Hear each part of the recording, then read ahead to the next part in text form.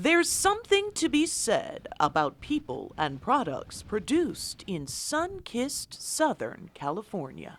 Southern California, or the lower left as we call it. The whole world has a fascination with Southern California, the things that come out of Southern California. You know, the tattoo culture, the skate culture, the surf culture, just the lowrider culture. Lowriders. Might he be referencing those slow-rolling, high-jumping, low-hanging, bass-bumping wonders on wheels? We wondered about the fascination with these charismatic cars, a fascination that has spawned an entire cult following.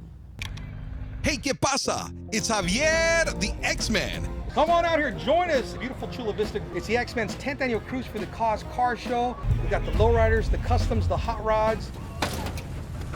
Cars may be a hobby for some, but when it comes to lowriders, it's a cultural identity.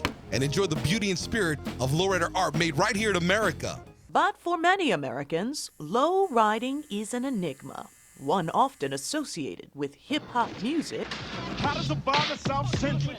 or street gang life, as chronicled in the 1990s hit film Boys in the Hood.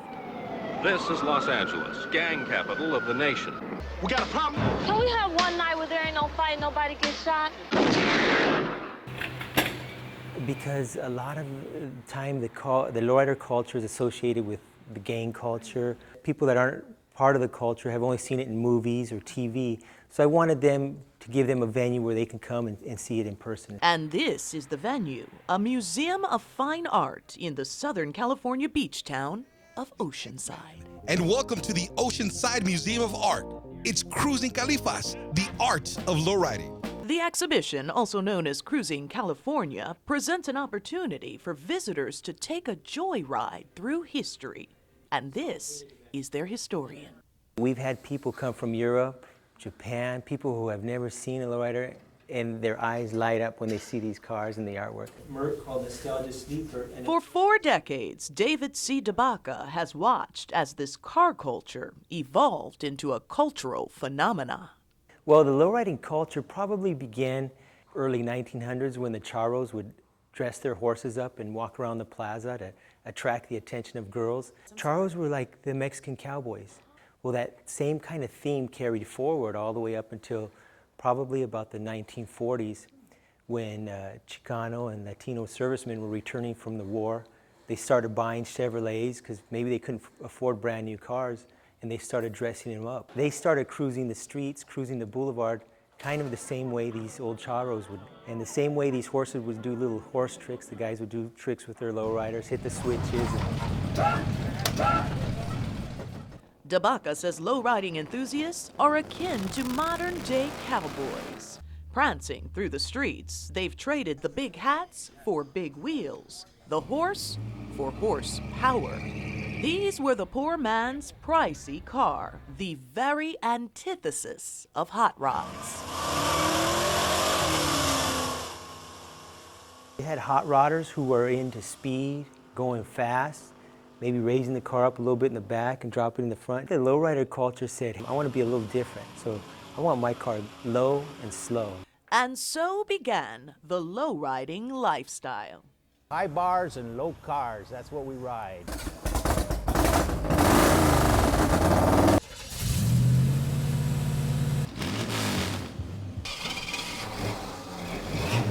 So how low can they go? In the land of lowriders, all the way to the floor. This nickel, which is just about an inch, demonstrates that there's less room than that between the bottom of this car and the surface of the ground. While that's good for the cool factor, it's bad for driving, which is why these car enthusiasts conceived the idea of adding hydraulics to these cars, so you can get high when you're driving and lay it low when you're relaxing. No doubt these cars have personalities of their own, but how does one distinguish these low rides from any other custom ride? Basically, what you're going to see is bright colors, non-stock colors, candy purples, blues, pinks. All right, there, the flake, you know, you look at it, Look at the flake and it's just dancing with the sun. The bright colors come from the indigenous past that many Chicanos, Latinos come from. There's so many images that come from our history. So you're gonna find that in a car done by a lowrider.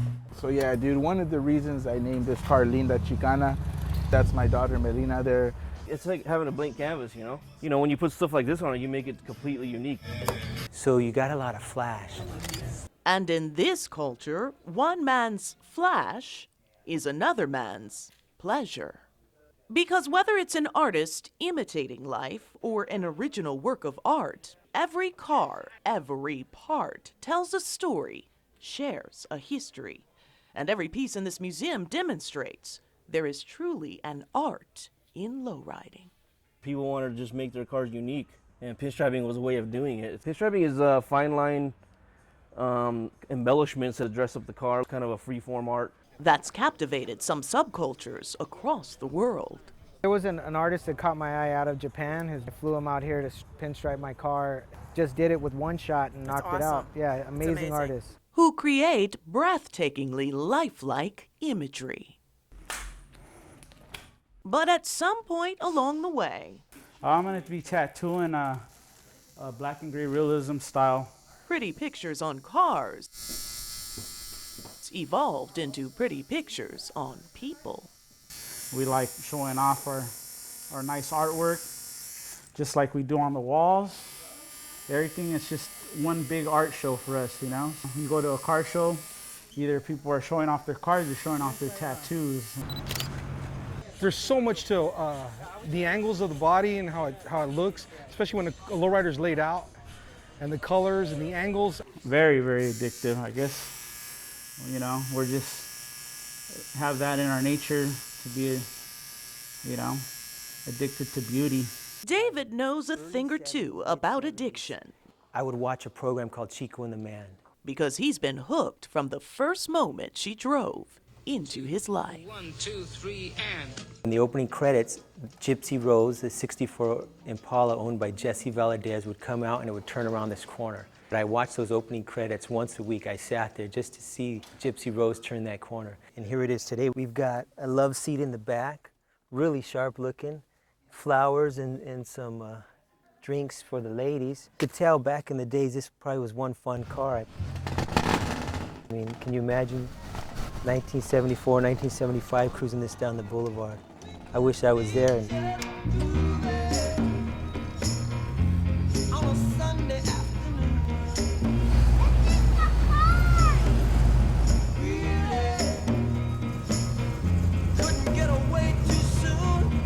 Like it's evolving into like this, you know, tattoo, lowrider, pinstriping, paint. It's all like coming full circle. So low riding is a meshing of many different artistic disciplines with so many similarities, which has come to create a sort of brotherhood. Even brought a bit of celebrity. But this is what it's all about, to show off, to, you know, our little self-expression. For them, what was once a hobby, this is our artwork. I call them art on wheels, yep. Has now evolved into a lifestyle. YaKenda McGahee, CCTV, Southern California.